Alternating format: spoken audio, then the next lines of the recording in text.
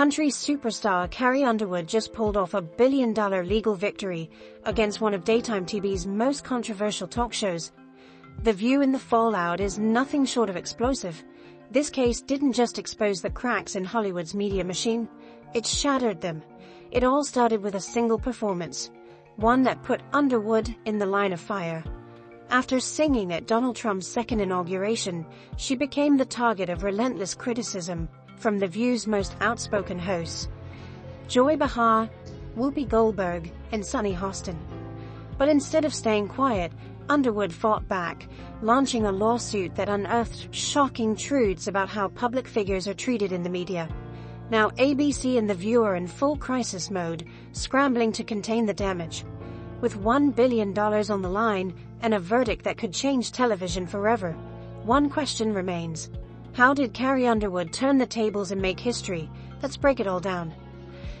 Country superstar Carrie Underwood has spent most of her career avoiding political talk, but she's set to perform at the upcoming inauguration. She said in a statement that she's doing it because the country must come together in the spirit of unity and look to the future. And lots of her fans aren't thrilled about it, but lots of her fans are. It all began with what should have been a simple patriotic performance. In a move that surprised some and angered others, Carrie Underwood took the stage at Donald Trump's second inauguration, performing America the Beautiful in front of a divided nation. While some praised her for staying true to her country roots and keeping politics out of her music, others saw it as a clear endorsement of Trump's policies. The backlash was swift, but nothing compared to what was coming next.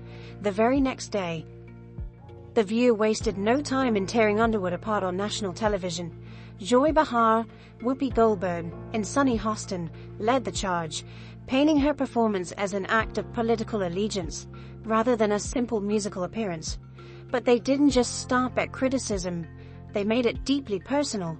They mocked her intelligence, questioned her values, and insisted she had permanently ruined her career. Their attacks didn't just stop at speculation. The hosts went so far as to predict her downfall, claiming that Nashville and Hollywood would turn their backs on her, that fans would boycott her music, and that she had made an irreversible mistake. In a matter of minutes, they had transformed a performance into a scandal, leaving Underwood at the center of a media firestorm she never asked for. At first, Carrie stayed silent, but behind the scenes, she was facing real consequences. Sponsors hesitated, industry insiders whispered, and media outlets followed.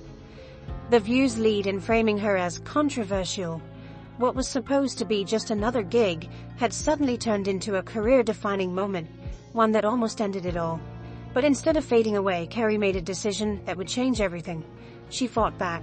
Here is The View link weighing in. I know you are waiting to hear what Whoopi Goldberg had to say, and I have it for you. Take a listen. I would not normalize Hammond. She says, I love our country. How do you love your country and support and normalize somebody who was a convicted felon, who really wants to destroy the country, in my opinion? I don't understand how you say you love your country at the same time as you normalize this convicted felon, which I can say now every day. I agree with you, Joy. I can't sing a lick, but I have not been asked. But if I were asked, it would be a hard no. Well, people do what they do for whatever reasons. It's like Joe and Mika. Yeah, do what they do. They felt that's what they needed to do, and I gotta stand behind them. If I believe I have the right to make up my mind to go perform someplace, they have the same right, of course. And so I have to, I have to support. Of course, she has the right to do it. What an inane point to bring them all together. Like, what? She's saying absolutely nothing. Carrie Underwood's decision to stay silent at first wasn't a sign of surrender. It was a calculated move. While The View's hosts continued their relentless public shaming, Underwood watched as the industry began to shift around her. Radio stations hesitated to play her songs. Brands that once clamored to work with her suddenly backed away. And music executives whispered about whether she had become too controversial for mainstream success. The narrative pushed by The View was spreading like wildfire, and the damage to her career was becoming undeniable. But it wasn't just about Carrie. This was a much bigger conversation about media influence, bias, and cancel culture. Fans were divided, with some standing by her side and others distancing themselves. Meanwhile, industry insiders began questioning the power that talk shows like The View had in shaping public perception. Was this just a case of harsh political criticism, or was this a coordinated media takedown designed to destroy a public figure for ratings? Then came the bombshell. Leaked internal emails from ABC executives. These messages obtained during the lawsuit revealed that network higher-ups had actively encouraged the smear campaign against Underwood. Not for journalistic integrity, but for engagement and controversy. According to the lawsuit, the show's producers knew that targeting a high-profile conservative-leaning artist would generate headlines, spark social media outrage, and ultimately boost their ratings. As these revelations surfaced, the conversation shifted from Carrie's alleged mistake to The View's credibility. Industry professionals, legal analysts, and even rival talk shows began questioning how much influence networks should have in deciding who gets cancelled and who gets a platform. What started as an attack on Carrie Underwood was now a full-blown scandal for ABC and The View. And as public scrutiny intensified, Carrie was quietly preparing her next move, one that no one saw coming. I personally hope we're moving beyond the era of politics where we want to cancel people's livelihoods because we don't like their politics, and whether it was the Dixie Chicks for criticizing George Bush, didn't agree with it then, and Carrie Underwood, if you have a problem, you register your complaint by not downloading her songs and not going to her shows. Fine. But I also think from a business standpoint, it's not a bad decision for Carrie Underwood. 75 million people voted for Trump. Artists tend to skew left-leaning. So as the media storm around Carrie Underwood raged on, one thing became clear. This wasn't just about a celebrity spat, it was a battle for control over public narratives and media ethics. What started as a slow burn of industry backlash quickly erupted into an all-out legal showdown, one that would reshape the landscape of entertainment and media forever. Carrie Underwood had had enough. After months of silence, she decided to fight back, not just for herself, but for the integrity of the industry she had worked so hard to build. She filed a defamation lawsuit against The View, targeting the hosts and the network for their role in orchestrating the smear campaign against her. But this lawsuit wasn't just about clearing her name. It was about challenging the very foundation of cancel culture and media manipulation. In the complaint, Underwood accused the hosts of The View of making false, malicious statements that damaged her career, causing widespread damage to her reputation. But the case quickly became much more than a personal dispute.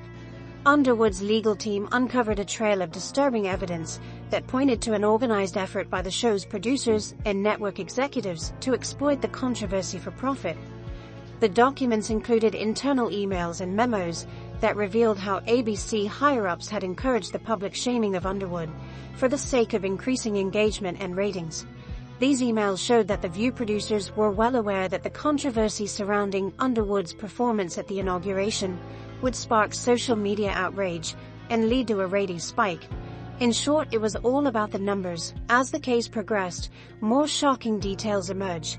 Witnesses came forward, revealing how Underwood had been the target of coordinated media attacks, and how the network had leveraged her story to fuel a political agenda, one that was more about stoking division than reporting facts. The case went from being a celebrity drama to a national conversation about media ethics, manipulation, and the power of networks to control the public narrative. With every revelation, the pressure on ABC and The View mounted.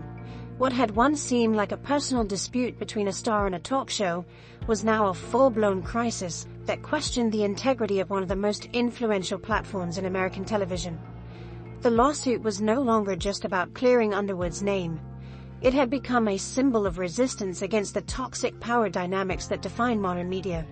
Carrie Underwood wasn't just fighting for her career anymore. She was fighting to change the rules of the game. And with every legal blow, it became clear that this was a fight she was determined to win.